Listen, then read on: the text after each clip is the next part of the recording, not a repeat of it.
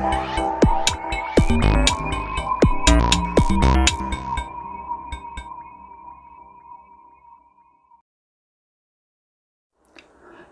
17일) 부동산 안정화 대책 발표 이후 청와대 국민청원 게시판과 국토부 홈페이지에 관련 항의성 글이 쏟아지고 실수요자의 피해와 국민들의 불편이 커지자 정부가 불과 4일 만에 또 보완책 마련에 나섰습니다.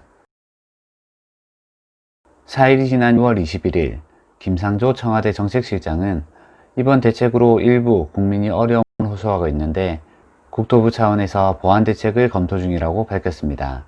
부동산 대책을 발표할 때마다 같은 상황이 반복되고 있어 이번에도 땜질 처방 논란을 피할 수 없을 것으로 보이는데요.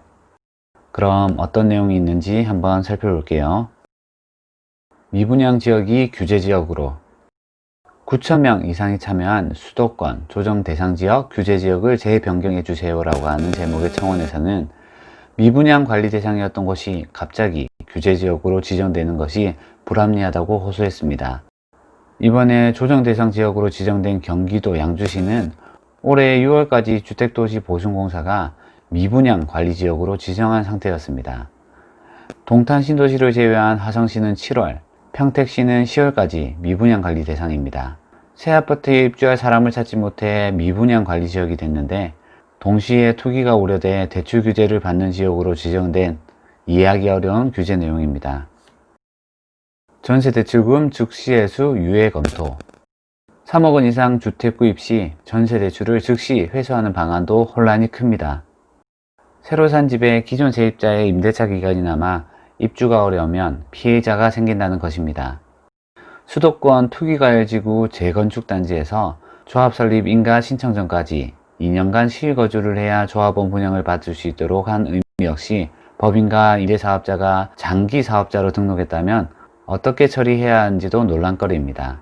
서울시가 청담, 삼성, 대치, 잠실동 등 강남 4개 동을 토지거래 허가구역으로 지정하면서 전월세 계약을 한 집주인은 제3자와 매매 거래를 못하는 것으로 결정해 재산권 침해 비판까지 일어나고 있습니다.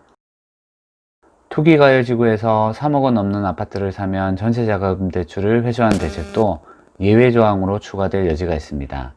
현재는 대책 시행 이후 새로 전세 대출을 받은 사람이 나중에 3억 원 초과 주택을 구입했는데 기존 세입자의 임대차 기간이 남아있어 입주가 어렵다면 해당 기간까지는 예외로 대출 회수를 유예해주는 방안을 검토 중이라고 합니다.